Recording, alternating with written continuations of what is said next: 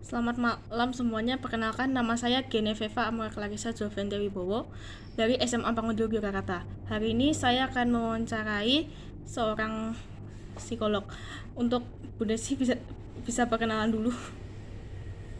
Baik, perkenalkan, selamat sore menjelang malam ya. Ya, Oke, perkenalkan, nama saya lengkapnya Lucia Desi Mariana, sering dipanggil oleh Ibu Lucy atau Ibu Desi.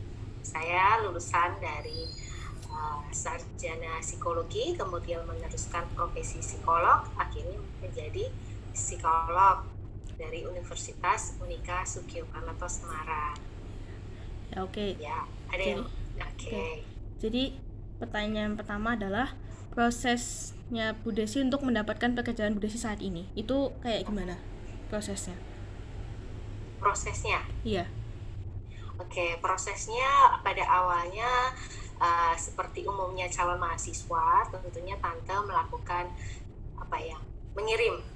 mengisi formulir pendaftaran pada salah satu universitas, di mana salah satu universitas itu ada fakultas namanya psikologi. Kebetulan Tante kuliah di Fakultas Psikologi Unika Semarang.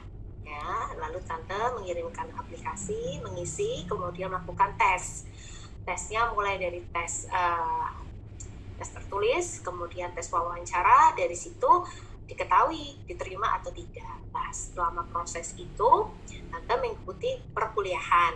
Nah, cuma yang cukup menarik pada tahun Tante kuliah, untuk mencapai profesi psikolog atau profesi psikolog itu Tante harus menempuh kuliah sarjana S1. Sarjana S1, di mana sarjana S1 itu ada beberapa mata kuliah yang harus Tante tempuh, mulai dari psikologi umum sampai dengan materi mata kuliah pilihan. Nah, setelah lulus dari sarjana psikologi, Tante mengambil yang namanya profesi. Profesi itu kayak pasca sarjana untuk mengambil gelar psikolog. Nah, jadi kuliah lagi. Setelah kuliah lagi pada saat eranya Tante, psikolognya Tante mempelajari banyak sekali cabang-cabang psikologi ke profesional, untuk yang sosial, industri, klinis, perkembangan, pendidikan, dan banyak hal yang Tante pelajari di situ. Namun untuk yang tahun ini profesi psikologi sudah tidak ada, digantikan dengan S2 psikolog, tapi S2 psikolog ini menempuh sarjana S1 dulu, baru kuliah S2. Nah, S2-nya tidak seperti Tante, jadi harus mengambil langsung pilihan. Kalau psikolog ya psikolog industri, sosial.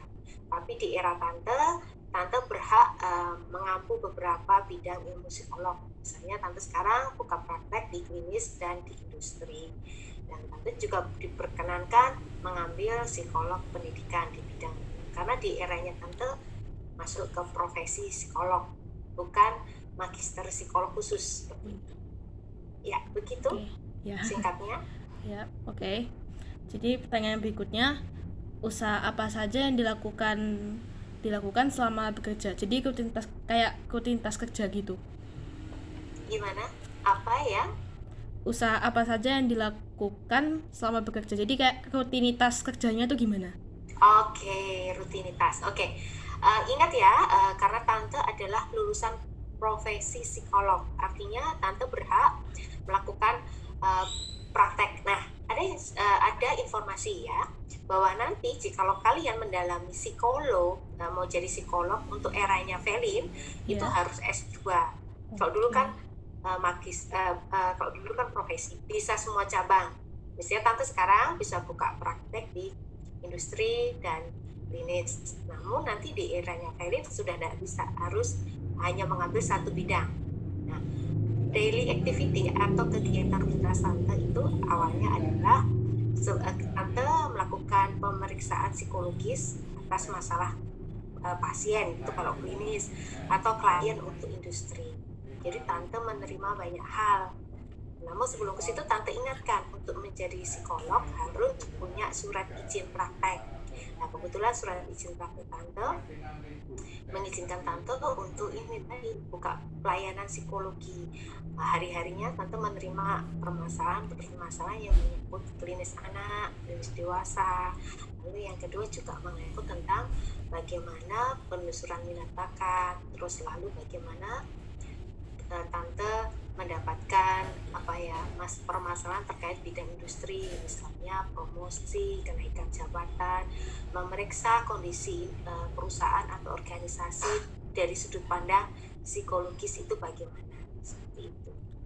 Jadi aktivitasnya berhadapan dengan klien atau pasien yang memiliki permasalahan atau memiliki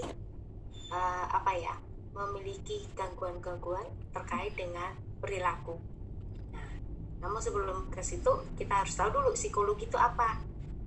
Ya, psikologi adalah salah satu cabang ilmu pengetahuan yang mempelajari tentang perilaku seseorang dan hubungan manusia dengan manusia yang lain dan lingkungannya. Seperti itu.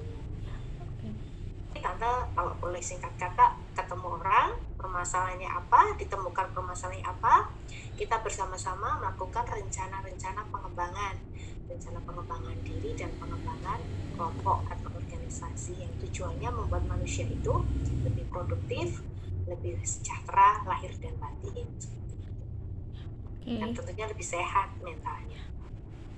Oke, pertanyaannya selanjutnya, hal apa saja yang membuat semangat atau menjadikan diri tante itu kuat dalam meraih pekerjaan tante sekarang? Oke, terima kasih, pertanyaan yang bagus, Velin. Semua profesi itu pertanyaan bagus. Apa yang membuat tante kuat? Sebenarnya kalau ngadepi masalah antara satu dengan yang lain banyak ya. Kadang kita ketemu orang-orang yang atau kasus-kasus yang cukup berat. Apa yang membuat kuat? Satu, kita harus mencintai pekerjaan kita atau bidang kita. Ada satu kata pepatah yang menjadi prinsip tante, 80% kalau kita mencintai sesuatu itu pasti akan jadi. Jadi pertama kali ketika tante memutuskan untuk memilih bidang psikologi, tante harus tahu dulu besok itu tante akan melayani apa, bekerja di bidang apa, dan manfaatnya apa, dan peran tante ke depannya apa bagi lingkungan sekitar tante dan untuk diri tante sendiri. Jadi usaha apa yang dilakukan supaya kuat? Satu, cintailah pekerjaanmu itu. Dengan mencintai, segala masalah itu kalau dilakukan dengan hati yang senang, hati yang gembira, itu semuanya berjalan dengan lancar, menikmati, tidak terbeban. Bahkan ketika ada tantangan-tantangan, banyak sekali hal-hal yang bantuan-bantuan yang muncul karena hati kita senang, kita tidak terbeban, kita tidak berat hati mencari solusi-solusi, entah bertanya kepada orang lain. Tante juga belajar loh, walaupun sudah psikolog, tetap belajar menaikkan kemampuan tante dengan mengikuti kursus tambahan, mengambil sertifikasi tambahan, belajar dari internet, atau belajar dari guru-guru ahli yang lain selain dari perkuliahan tante. Seperti itu. Jadi intinya kiat khusus adalah cintai dengan dirimu. Dengan mencintai pekerjaanmu, kamu akan sungguh-sungguh, tidak terbeban, dan dengan ringan hati akan mencari solusi atas masalahnya itu. Jadi lebih semangat. Jadi cintai dulu bidang yang kita minati. Seperti itu. Oke, pertanyaan selanjutnya adalah perjuangannya tante yang paling berkesan selama ini itu apa? Oke. Ini juga bagus banget. Kamu pinter loh wawancara lo. Ya, ini sebenarnya kamu bertanya ini salah satu hal yang dipelajari di psikologi. Jadi kita memahami bagaimana seseorang memiliki keyakinan, memiliki semangat, dan memiliki usaha ya untuk mencapai sesuatu, dan itu perlu kita ketengahkan. Jadi intinya begini, tadi kan intinya bagaimana usaha-usaha ya. Iya. Dan yang paling perjuangan yang paling ini adalah pertama ketika kita mempelajari psikologi, perjuangannya adalah sebelum kita mengenali orang lain, karena tujuan dari psikologi adalah mengenali orang lain dan mengenali lingkungannya dan sekitarnya ya. Kita harus mengenali siapa diri kita sendiri. Diri kita tuh punya kekurangan apa, ilmu dipakai dulu.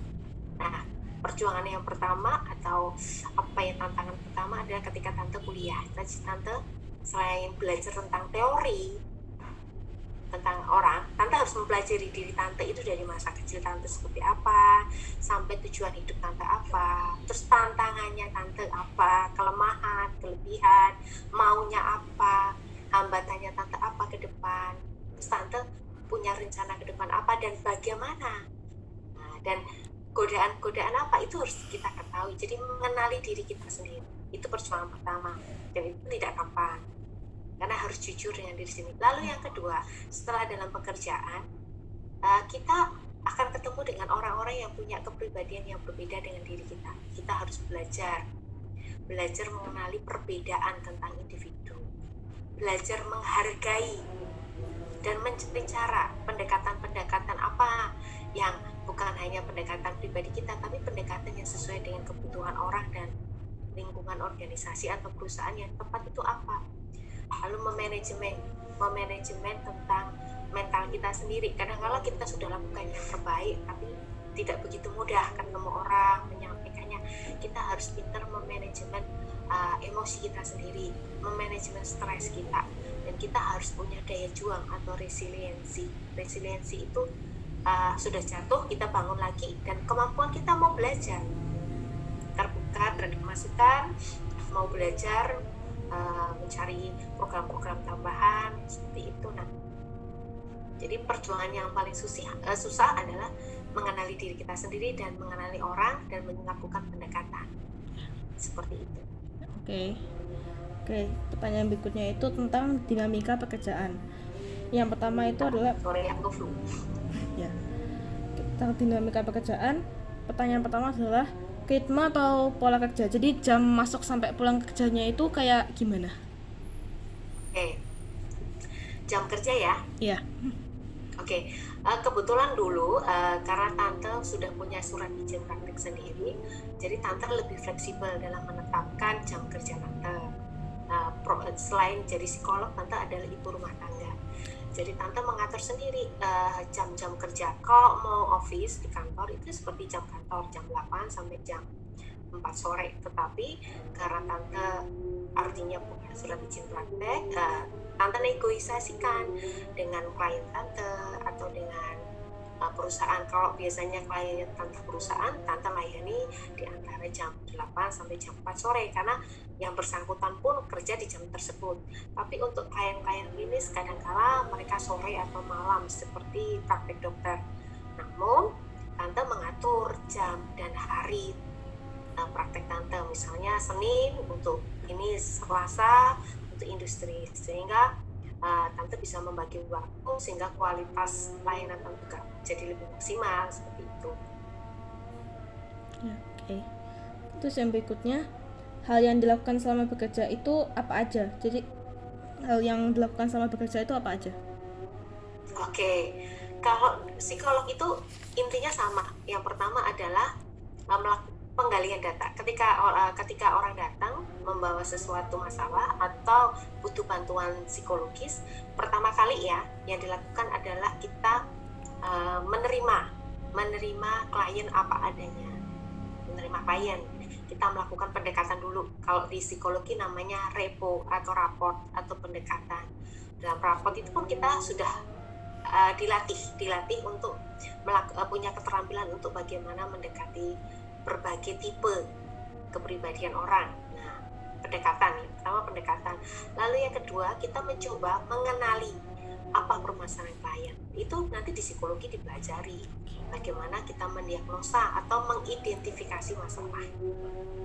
Ya, lalu yang ketiga, kita melakukan dalam mengidentifikasi khusus untuk psikologi tidak hanya bersumber pada si klien atau ini, kita butuh berbagai narasumber, namanya auto anamnesa, yaitu sumber dari klien langsung, atau alo anamnesa, mencocokkan data-data yang didapatkan dengan data informasi keluarganya atau orang-orang di sekitarnya atau dari lingkungannya supaya datanya objektif. Dan tentunya dalam proses ini kita punya kode etik, artinya kita menjaga kerahasiaan dan ada hal-hal etika atau norma-norma aturan yang kita patuhi seperti itu. Jadi nggak sembarang itu dibuka atau rahasia orang dan sebagainya, ada aturannya. Itu tadi ya, melakukan satu tadi pendekatan atau repo, kedua melakukan identifikasi atau diagnosa dengan anamnesa ataupun alo anamnesa. Lalu yang ketiga kita menegakkan yang namanya kan tadi udah ketemu nih identifikasi, diagnosa, oh Berarti orang ini atau perusahaan ini kemungkinan nih dari data-data ini disimpulkan punya masalah diagnosa. Dari diagnosa itu kita bikin prognosa. Prognosa itu sejauh mana tingkat tingkat prediksi mau diapain, kira-kira keberhasilannya seperti apa. Lalu yang selanjutnya melakukan treatment atau rancangan treatment atau terapi atau pengembangan seperti itu. Lalu dalam melakukan pengembangan ataupun treatment itu selalu ada komitmen antara klien kita dengan diri kita. Jadi kita selalu memanusiakan dan kita mendudukkan posisi kita setara. Jadi dua-duanya aktif seperti itu. Dan semuanya nanti di psikologi dipelajari bagaimana tekniknya, bagaimana mendiagnosa yang tepat, melakukan pronoksa, identifikasi, wawancaranya bagaimana, mengenali orang, melakukan pendekatan termasuk kode etik dan norma etika yang dipatuhi. Dan itu semuanya ada alurnya seperti itu, ada standar acuannya, nggak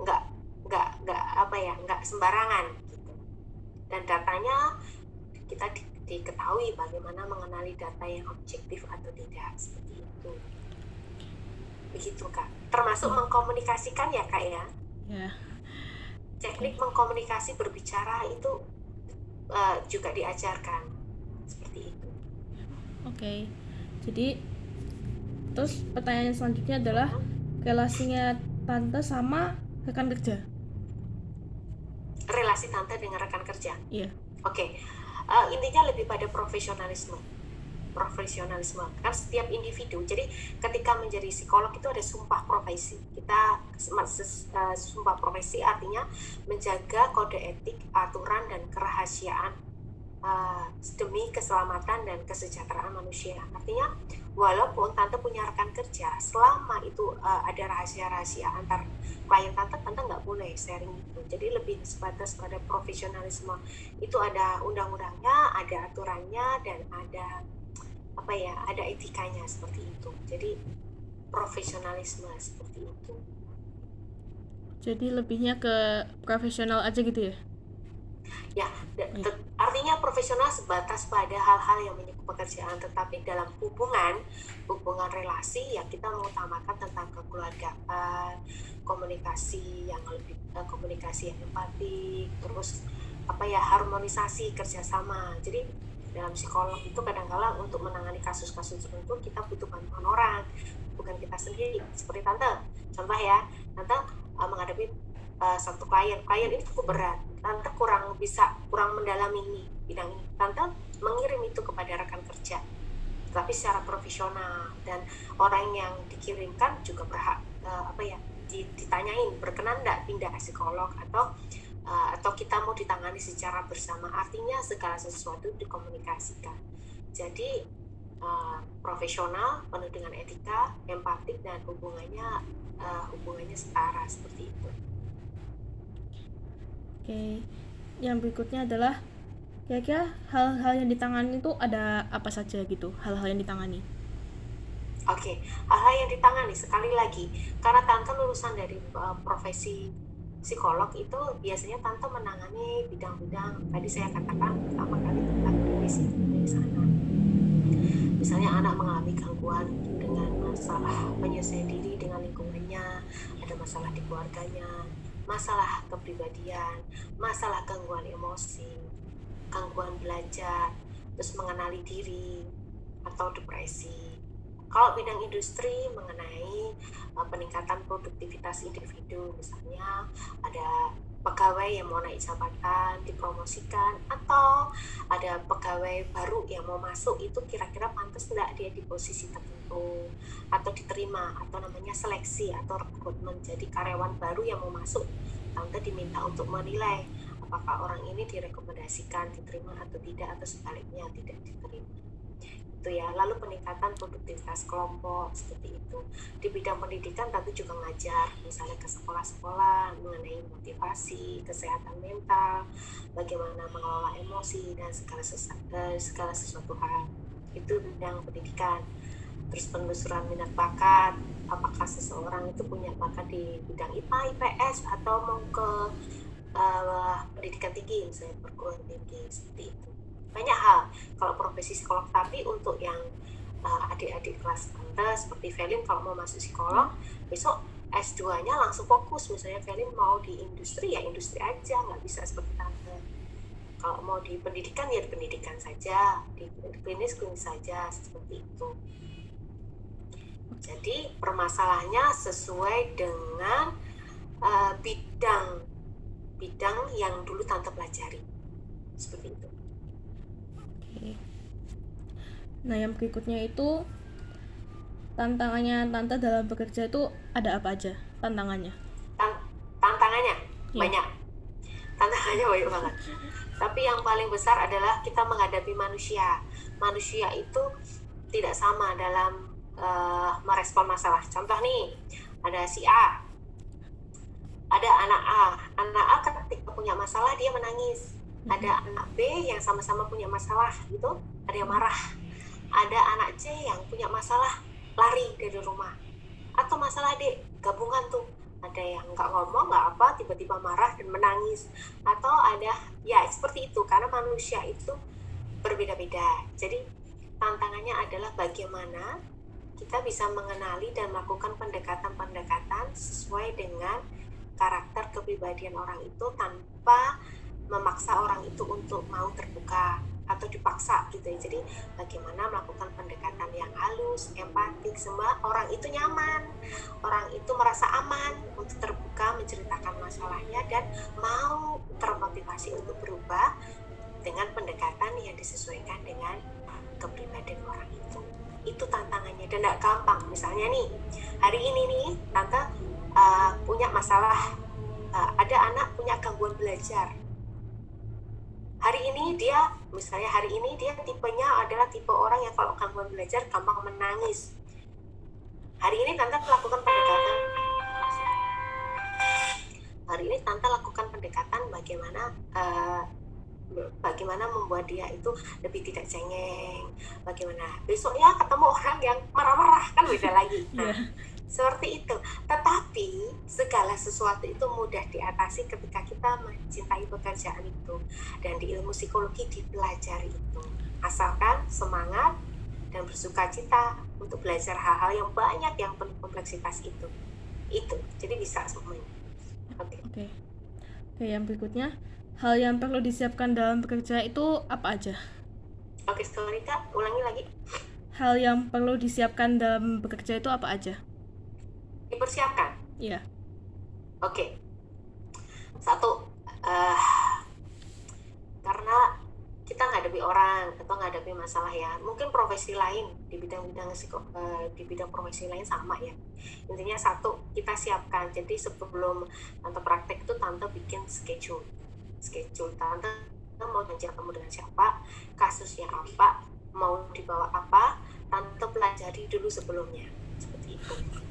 Lalu tante lakukan kajian dulu. Jadi sebelum ketemu itu tante sudah mempelajari dulu kira-kira seperti apa gitu ya, kajiannya seperti itu.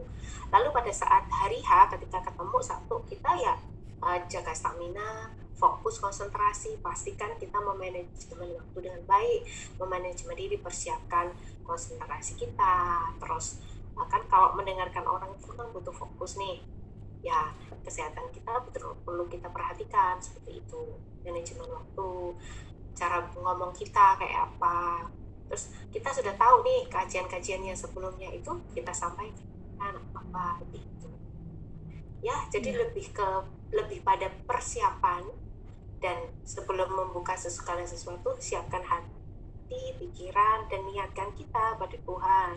Niat kita membantu orang, dan kita berdoa, kita siapkan kalau tante singkat kata, kita butuh ketenangan, minta bantuan dari yang atas, kita siapkan ilmu kita, lalu kita siapkan mental kita dengan tenang, dan lakukan dengan sukacita. Itu lagi sukacita.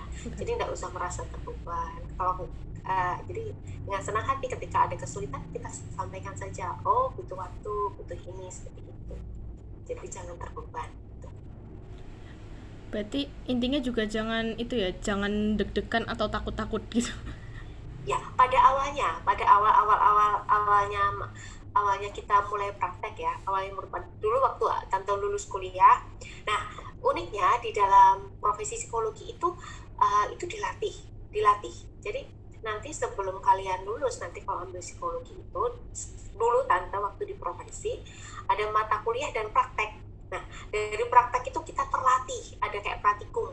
Praktikum itu praktek betul, kita ketemu klien dengan langkah-langkah yang betul-betul tersistematika, dengan langkah-langkah yang betul-betul apa ya, selain sistematis kita dipenuhi, jadi kita dibekali persenjataan, tapi itu kita apa ya, kita gunakan pada kenyataannya bagaimana, seperti itu. Jadi kita belajar dulu teorinya dulu, belajar keterampilannya dulu, baru ada praktek. Nah, praktek ini kita terlatih yang awalnya grogi, wajar grogi, terus takut nanti jangan-jangan seperti itu, biasa. Nanti seiring waktu, seiring jam terbang itu bisa. Makanya butuh ketenangan dan doa, makanya butuh persiapan. Bahkan banyak kok ada kasus-kasus baru kadang bikin Tante juga deg-degan. Walaupun sudah jam terbangnya udah tinggi, kadang wah ini apa? Tapi kita harus jujur dengan diri kita dan klien kita. Oh baik, saya ini hal yang baru, saya akan coba lakukan. Jadi kita harus pede, harus semangat dan jujur. Jangan merasa lebih pintar atau merasa bodoh, enggak. Santai saja. Niat saya ingin membantu, tapi ini hal baru, izinkan saya membantu sesuai kapasitas. Artinya kita jujur menjadi diri sendiri dan kita tidak bohong. Seperti itu. Nah, nanti kalau itu sudah mengalir, nanti kita belajar. Nanti seiring masalah satu yang lain, wajib seorang psikolog itu belajar terus-menerus. Karena kasus yang dihadapi tidak pernah sama. Itu. Nah, kalau boleh dikatakan, kemampuan untuk belajarnya harus tinggi. Ya, seperti itu. Mohon maaf, Tante Fri. Ya, nggak apa-apa. Oke. Yang berikutnya adalah keterampilan apa saja yang kira-kira dibutuhkan atau harus disiapin? Oke, satu. Nah, ini pertanyaan bagus. Satu, kita menguasai dulu tentang teori-teori tentang psikologi, banyak hal. Teori tentang perilaku. Mungkin nanti ceritanya nggak bisa panjang ya. Teori perilaku itu mengenai teori kepribadian, teori mengenai motif, sikap, psikologi kognitif. Jadi perilaku itu kumpulan dari pola pikir seseorang, perasaan seseorang, baru perilaku. Nah, itu nanti kita belajar banyak tentang ilmu-ilmu psikologi. Jadi kita harus menguasai teori-teori tentang psikologi perilaku dan bagaimana latar belakang perilaku itu nanti dipelajari. Lalu bagaimana penerapannya di lingkungan seperti apa, lingkungan kerja, lingkungan sekolah, lingkungan keluarga dan sebagainya dipelajari.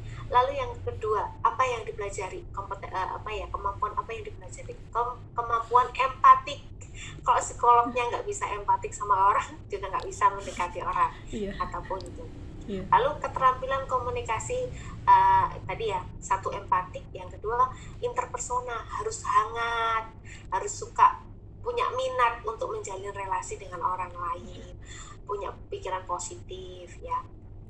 Lalu yang ketiga, kode etik, tata krama, tentang kerahasiaan, dan punya integritas. Integritas itu apa yang dikatakan dengan yang dilakukan. Kalau ini rahasia, ya rahasia betul, seperti itu. Terus kita terus keterampilan apa yang daya juang dan kemampuan manajemen stres. Lah kalau kita stres, nggak ada orang stres, kita gugup, panik, nggak bisa. Itu nanti kita dilatih itu. Jadi pentingnya mengenali diri nanti sewaktu kuliah itu sebenarnya meningkatkan keterampilan manajemen stres, mengenali emosi diri, mengolah, memotivasi diri dan sebelum memotivasi orang, seperti itu. Dan yang jelas punya daya juang dan kemampuan untuk, kalau orang bilang kecerdasan emosi, kecerdasan spiritual itu penting karena kan menjaga rahasia orang. Jangan sampai kita ngawur bikin terapi sembarangan gitu yang boleh mempertanggungjawabkan hidup orang. Lalu kecerdasan emosi, menjaga emosi diri, dan kecerdasan membangun hubungan pada orang dan berkomunikasi yang baik dan sehat. Lalu yang ketiga, resiliensi, kecerdasan adversity atau daya juang. Kalau punya masalah, walaupun kita punya masalah pribadi nih, ketemu orang, jangan dilihatkan masalah kita, atau kita, aku gak punya masalah nih, ini nah, gitu. Ya, dan semua bidang profesi semua butuh sih, cuman masalahnya karena psikologi itu berhubungan dengan manusia ya, jadi harus lebih siap mental gitu ya. Iya. Oke. Oke. Yang berikutnya adalah kendala apa saja yang pernah dihadapi dan bagaimana solusinya? Oke, kendala jujur karena tante Iya. perempuan ya, kadang-kala daya tahan fisik.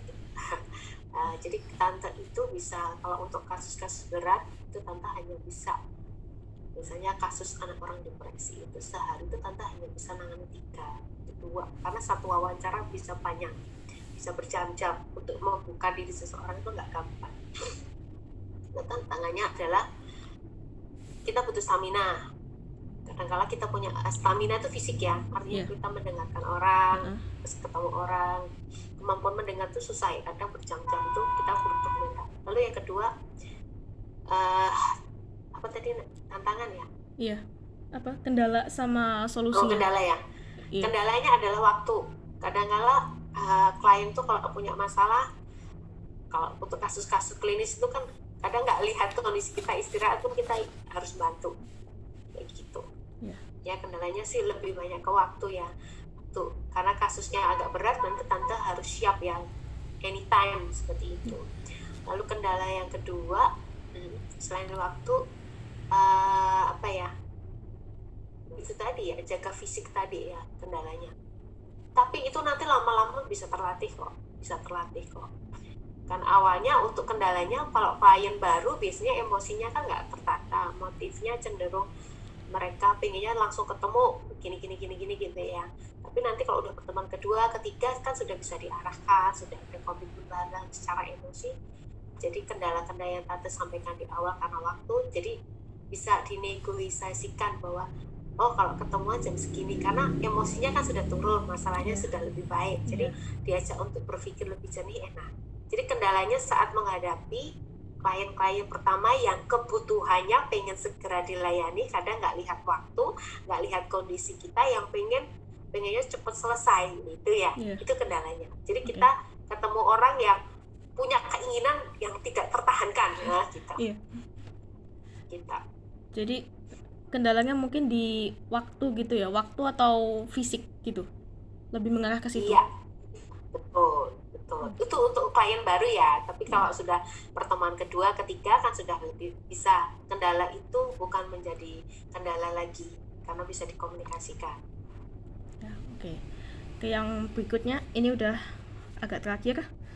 Pesan kepada kita semua, termasuk saya sendiri, untuk hadapi dunia kerja itu. Oke. Ada pesan gitu. Pesan untuk Felin dan rekan-rekan lain yang ingin mempelajari bidang psikologi dan ingin jadi psikolog, apapun bidang kalian ya, bukan hanya psikolog. Jikalau kalian menginginkan sesuatu, lakukan dengan sukacita. Bidang apapun akan berhasil kalau kalian mencintai bidang itu terlebih dahulu. Ketika kamu mencintai bidang itu, secara otomatis kalian akan mengarahkan segala upaya, usaha untuk itu, dan teruslah semangat. Dan ingat bahwa untuk mencapai sesuatu itu pasti perlu ujian, dan ujian itu tidak melemahkan, justru ujian untuk mencapai cita-cita itu justru sebagai tangga untuk meraih sukses, seperti itu. Jadi yang pertama kali, ketika engkau cinta, 80% engkau akan sukses, seperti itu. Oke, yang terakhir adalah harapan untuk generasi muda yang sekarang. Yang terakhir. Oke, generasi yang muda untuk sekarang. Oke, generasi muda sekarang beda dengan generasi tante. Generasi muda sekarang itu lebih cerdas, kemampuan untuk menggunakan teknologi sangat tinggi. Ya, jadi sebenarnya generasi ini cepat banget belajarnya, cepat. Jadi syukuri apa yang kalian minati, jadilah diri kalian sendiri. Jangan banyak melihat orang lain, tapi lihatlah ke dalam diri kalian sendiri. Kalian istimewa. Jadilah diri sendiri di dunia yang penuh dengan tantangan teknologi. Kuasai teknologi, bukan dikuasai oleh teknologi. Dengan cara apa? Banyaklah mendekatkan diri dengan nilai-nilai spiritual, bahwa kadangkala hal-hal yang di luar sana belum tentu baik. Kalian harus pintar memilah informasi yang kalian dapatkan, mana yang baik untuk diri kalian sendiri, yang cocok untuk diri kalian sendiri, dan jadi diri sendiri. Lalu yang keempat, spiritualnya dikuatin. Lalu bagaimana kalian lebih berdaya juang, jangan mudah menyerah. Jadi ketika kalian jatuh harus bangkit, dan selalu bersyukur, itu yang penting. karena di zaman sekarang banyak sekali harus informasi, iming-iming, godaan, atau apa ya, anak muda sekarang ini ya teknologinya sangat cepat, tapi perlu pertanggungjawaban juga seperti itu. Jadi teruslah semangat menjadi diri sendiri, penuh rasa syukur, terus punya daya juang dan beriman ya, yang penting Beriman. seperti itu. Ya, Itu sih punya itu ya. Dan satu hal, harus kritis. Kritis artinya Ya. begini, segala sesuatu informasi yang kalian dapatkan, pahami, pelajari. Apakah itu betul-betul baik untuk kalian, ataukah itu buruk untuk kalian, dan pilah-pilah. Kritis. Ya. Dan cintai diri kalian sendiri. Seperti itu. Udah, oke. Ya. Oke, sekali lagi terima kasih buat Tante Desi udah mau Sama-sama. jadi narasumber. Oke. Terima kasih Kak Felin, salam untuk rekan-rekan semua, dan mohon maaf kondisi ini Tante lagi flu, jadi mungkin kurang maksimal ya dalam Iya. menjelaskan apapun suara atau apapun. Saya sangat senang Evelyn Ya. bikin wawancaranya bagus banget, jadi ikut menyemangati Tante lagi ya, untuk Tante mengenali kembali dulu Tante berjuang seperti ini dan ini ya, dan Tante senang semoga nanti kalau kamu jadi psikolog yang sukses ya. Ya, amin. Makasih Tante. Sama-sama, selamat malam. Ya, selamat malam Tante.